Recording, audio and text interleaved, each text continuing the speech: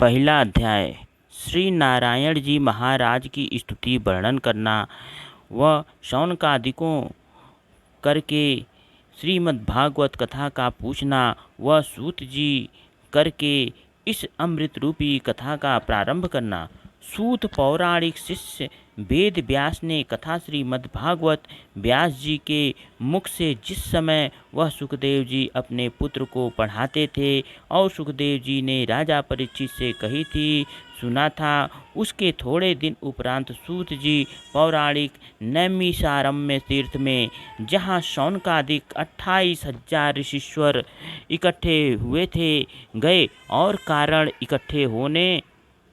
उन ऋषीश्वरों का वहाँ पर यह था कि उस जगह सुदर्शन चक्र भगवान का गिरा है, इसलिए वह स्थान बहुत पवित्र रहकर कलयुग अपना प्रवेश वहाँ नहीं कर सकता था।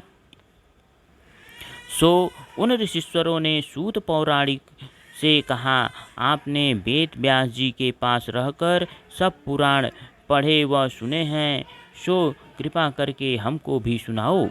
जिसमें उसका पुण्य हो। तब सूत जी ने उन ऋषीश्वरों से कहा कि जो आदि निरंकार 14 भुवन रचकर सब जीवों का पालन करते हैं और महाप्रलय के समय चैतन्य आत्मा सब जीवों का फिर उन्हीं त्रिभुवनपति की ज्योति में समा जाता है और वह पर ब्रह्म अपने तेज से प्रकाशित रहकर ब्रह्मा और महादेव आदि सब देवताओं को ज्ञान देते हैं और जिनकी माया में जगत का सब व्यवहार होता है, उन्हीं आदि ज्योति का ध्यान धरकर व्यास जी कहते हैं कि संसारी व्यवहार सब झूठा होकर परमेश्वर की माया ऐसी बलवान है जिसको कोई भुलवाने वाला नहीं है। और श्रीमद् भागवत में ऐसा परम धर्म वर्णन किया है कि जिसमें कुछ कपट व लोभ न रहकर ऐसे निर्गुण धर्म लिखे हैं जिनके करने से तीनों दुख और पाप संसारी मनुष्य का जो देवता और नवग्रह और शत्रु और मन के संकल्प विकल्प से होता है, छूट कर नहीं रहता। दूसरे युगों में यज्ञ और तप ध्यान और पूजा बहुत दिनों करने में बड़े परिश्रम से श्याम सुंदर जी की प्रीति उत्पन्न होती है। कलयुग में केवल इस अद्भुत रूपी कथा पढ़ने और सुनने से तुरंत परमेश्वर के चरणों का वास हृदय में होता है। इसलिए श्रीमद् भागवत को सब वेदों का सार कल्प वृक्ष के समान समझकर सुखदेव जी ने यह कथा जो राजा परीक्षित को सुनाई थी, वह अमृत रूपी फल उस वृक्ष का सुखदेव जी महाराज के मुख से टपक कर संसार में प्रकट हुआ है। सो सूत पौराणिक शौनकादिक ऋषीश्वर और व्यास जी अपने चेलों से कहते हैं कि तुम लोग इस अमृत रूपी फल को जिसमें कुछ छिलका व गुठली नहीं है, बारंबार कानों की राह पिया करो। जिस तरह संसार में मीठे फल को सुआ काट कर खा लेता है, उसी तरह सुखदेव जी ने इस अमृत रूपी कथा को जो वैकुंठ का सुख देने वाली है, बहुत मीठी समझकर खा लिया और अपने मुख से निकालकर जगत में प्रकट किया। यह बात सुनकर एक दिन शौनकादिक ऋषीश्वरों ने जब प्रातः समय स्नान व पूजा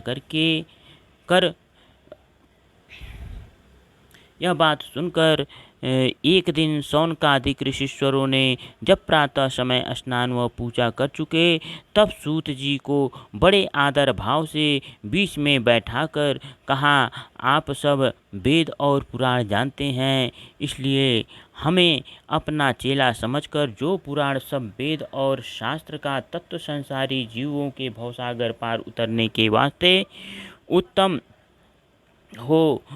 उसे अपने मुखार बिंदु से वर्णन कीजिए, जिसे सुनकर जल्दी हम लोग की मुक्ति हो व थोड़ा परिश्रम करने से फल अधिक प्राप्त हो। और यह बतलाइए कि जिन पर ब्रह्म परमेश्वर के नाम लेने से संसारी जीवों का उद्धार हो जाता है, उन्होंने कौन काम करने के वास्ते मृतलोक में देवकी जी को